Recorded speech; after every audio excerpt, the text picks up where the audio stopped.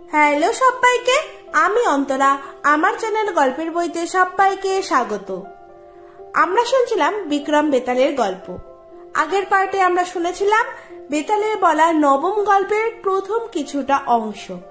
আজকে আমরা তার পরবর্তী অংশ থেকে শোনা শুরু করব। যারা এখন আগের পার্টগুলি শোনোনি তারা ঝটপট করে গিয়ে আগের পার্টগুলি শুনে এসো এবং তার সঙ্গে যে টার্জান চলছিল সেটাও কিন্তু শুনে আসতে পারো। এর সঙ্গে সঙ্গে কিন্তু টার্জানও আসতে চলেছে সামনেই।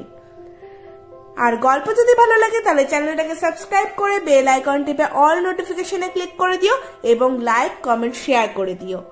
তাহলে চলো শুরু হচ্ছে আজকের গল্প, বেতালের বলা নবম গল্পের পরবর্তী অংশ।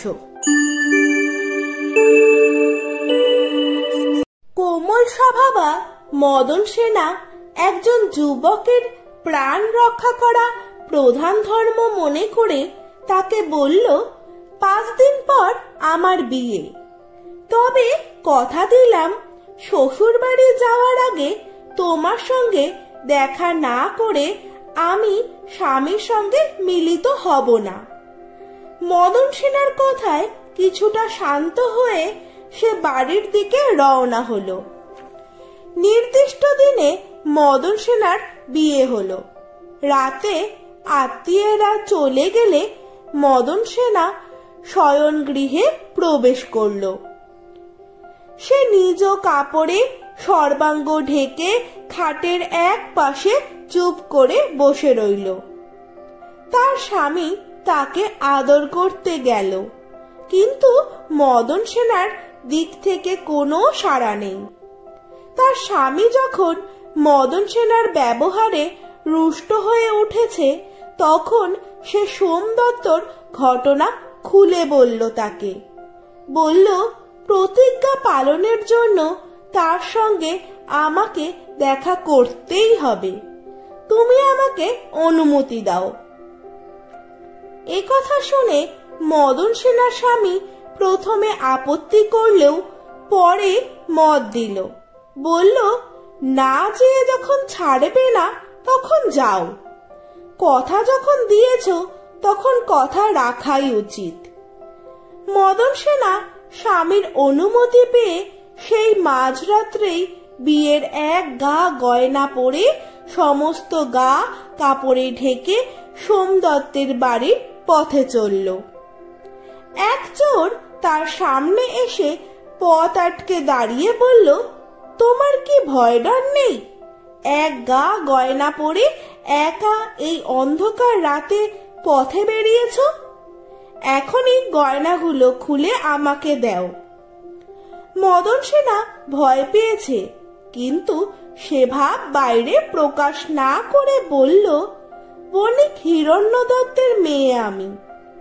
স্বামীর অনুমতি নিয়ে সোমদত্তের সঙ্গে দেখা করতে তার বাড়ি যাচ্ছি প্রতিজ্ঞা পালন করতে। চোর সব কথা শুনে তার গা থেকে গয়নাগুলো খুলতে উদ্যত হলে ব্যাকুল হয়ে হাত জোর করে মদন সেনা বলল, ভাই, এসব গয়না আমি তোমাকেই দেব, প্রতিজ্ঞা করছি। কিছুক্ষণ অপেক্ষা করো, আমার প্রতিজ্ঞা পালন করে ফিরে আসি আগে। মদন সেনার কথায় বিশ্বাস করে চোর তাকে ছেড়ে দিয়ে তার ফিরে আসার অপেক্ষায় সেখানে বসে রইল। মদন সেনা সোমদত্তের ঘরে ঢুকে দেখে সোমদত্ত ঘুমিয়ে আছে।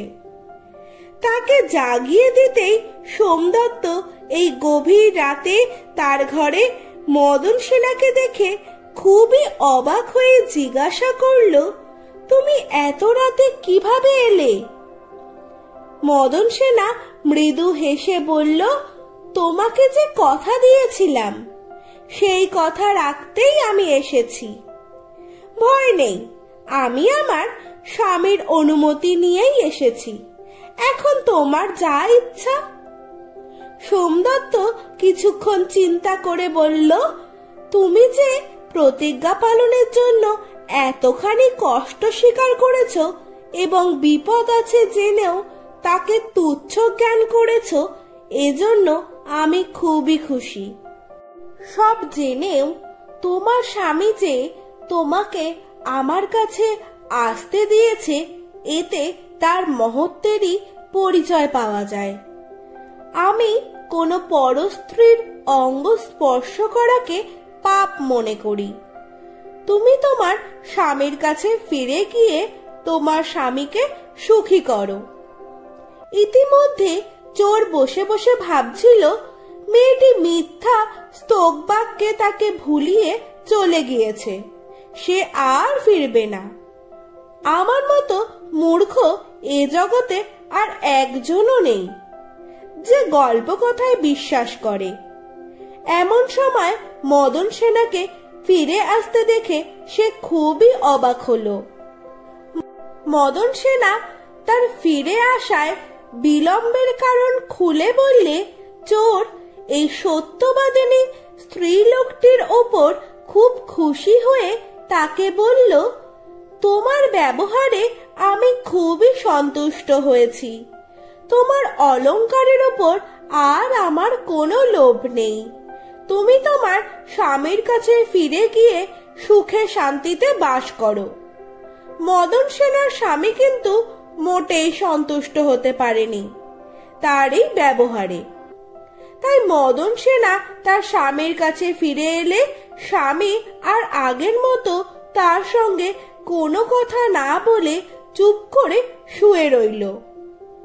গল্প শেষ করে বেতাল বলল, মহারাজ, তোমাকে বলতে হবে এই চারজনের মধ্যে কে সবচেয়ে হৃদয়বান ও ভালো মানুষ।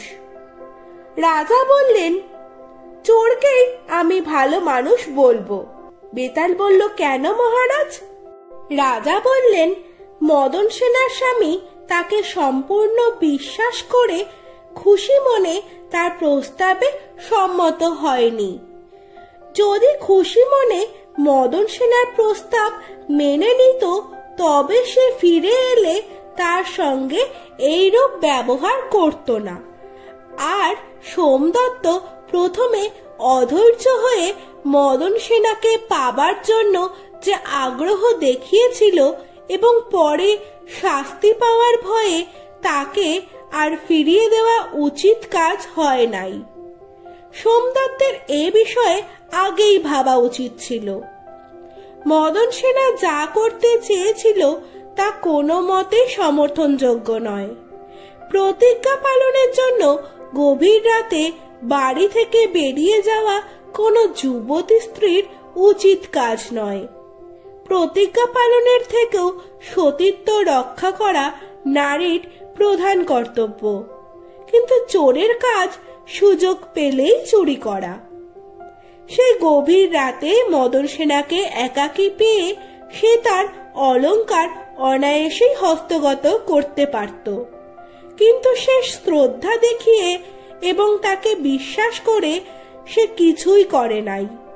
এমন উদারতা সামান্য একজন চোরের কাছে থেকে আশা করা যায় না। উত্তর পেয়ে বেতাল বলল, মহারাজ, তুমি একদম সঠিক উত্তর দিয়েছ, তাহলে আমি চললাম। এই বলে বেতাল রাজা বিক্রমাদিত্যের কাঠ থেকে নেমে আবারও শ্মশানের সেই গাছে গিয়ে ঝুলে রইল এবং রাজা বিক্রমাদিত্য তার পেছন পেছন গিয়ে আবারও তাকে গাছ থেকে নামিয়ে কাঁধে ফেলে চলা শুরু করলো এবং তার সঙ্গে বেতাল শুরু করলো তার 10ম গল্প। তাহলে আজকের গল্প এইটুকুই। সামনের দিন আসছে কিন্তু বেতালের 10ম গল্প। শুনতে হলে কিন্তু সঙ্গে থাকতে হবে। গল্প ভালো লাগলে চ্যানেলটাকে সাবস্ক্রাইব করে বেল আইকন টিপে অল নোটিফিকেশনে ক্লিক করে দিও এবং লাইক, কমেন্ট, শেয়ার করতে কিন্তু একদম ভুলো না।